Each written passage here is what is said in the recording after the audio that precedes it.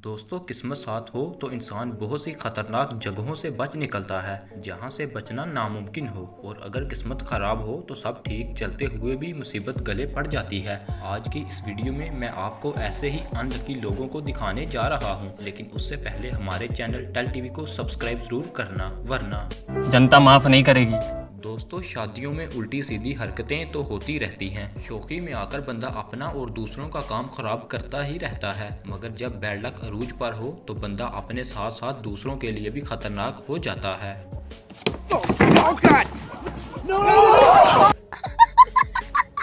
Couple ने आगे क्या बुलाया, सीधा पाँव ही पड़ गया। दोस्तों, डांस करने का भी कोई मौका होता है, कोई जगह होती है, लेकिन इस मोहतरमा को डांस इतना तेज आया था कि गाड़ी से उतरकर इन्होंने करना शुरू कर दिया और डांस के साथ वो जुल्म किया जिसका नतीजा आप देख सकते हैं।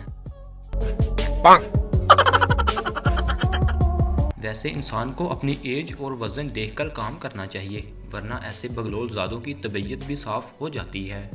इस सज्जन को क्या तकलीफ है भाई?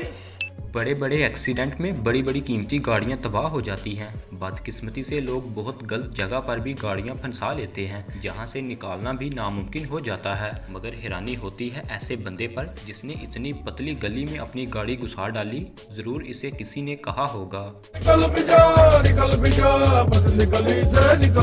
लेकिन पतली गली से निकलते निकलते बेचारी गाड़ी की भी हालत पतली ही हो गई।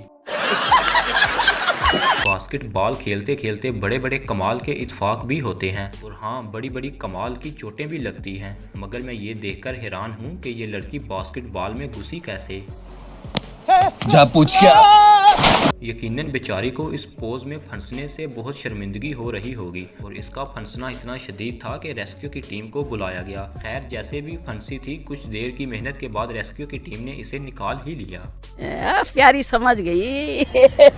लोग अपनी टांग फंसा लेते हैं, शादी के दिन अपनी हेस फंसा लेते हैं, यहाँ तक कि टॉयलेट फ्लश में अपना हाथ फंसाकर बैठ जाते हैं।